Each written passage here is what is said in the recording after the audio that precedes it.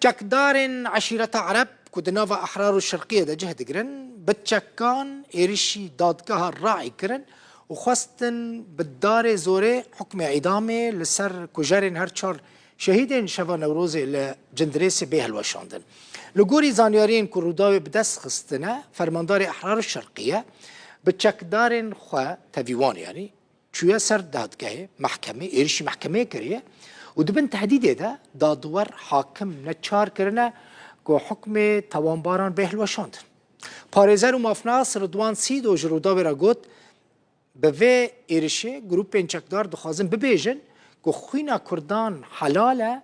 û nabe qatilên Kurdan bêne cezakirin.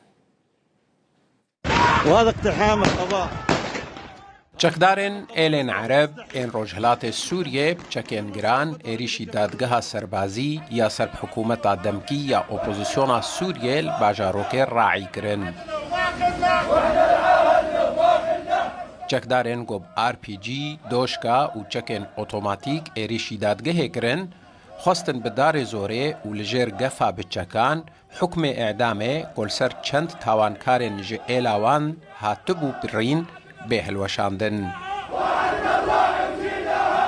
Roja çarşemê 17 Çileyê 2024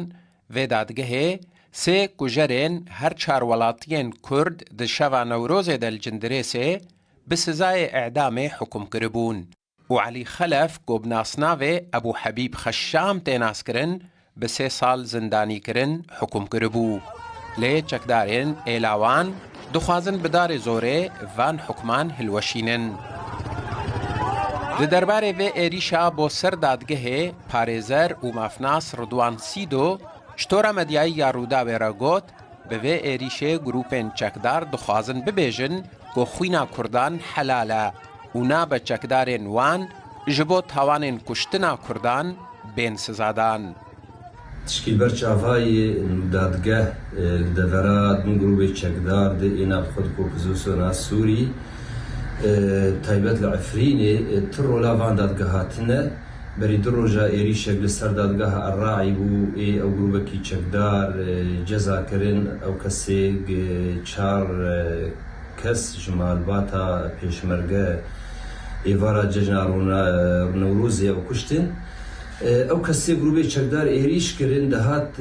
fêmkirin û çêna bi kes ceza bibe ji ber Kurd kuştinê em fêm dikin û xwîna Kurda mustebahê. Ti rola wan dadgeha tune rola wan heba ew kesê sereke jî wê cezayê wek ê hevalî wî ba wê ne 3 sal ba a din ev dadgeh serxwebana rola wan heba wê hêdî hêdî evin pêkirin ji rengekî rojane wê kêm bûbaya li Efrînê û deverê dibin destê grûpê çekdar bû. Li gorî zanyariyên ku tora medyayî ya Rûdawê bi dest xistine Ehmed İhsan Feyyad El-Hayis ku fermandarê Ehrar El-Şerqîye ye li gel çekdarên xwe çûye ser dadgehê û dadwer neçar kirine ku hukmê tawanbaran bê hilweşandin. El-Hayis ku bi navê Ebû Hatim Şeqra tê naskirin cotmeha sala 2019 siyasetmedara Kurd Hevrîn Xelef û du pasevanên wê li ser rêya Imford navbera Tiltemir û Eyn Îsa de kuştibûn. Di tîrmeha sala 2021 de Wezareta Xezîneya Amerîkayê ji bo vê tawanê sizal ser Ebû Şeqra û grûpa wî Ehrar El-Şerqîye sepandibû. Lê tevî wiha jî hezîrana sala 2023 fermandarê sizadayî ji zanîngeheke Tirkiye li bajarê Mêrdîna Bakurê Kurdistanê derçûbû û roja 8 Çileyê 2024 wekî fermandarê giştî yê tevgera rizgarkirin û avakirinê ku yek ji grûpên opozisyona Sûriyê ya ser bi Tirkiye ve ye hatibû destnîşankirin. Hüseyin Ömer, Rûdaw.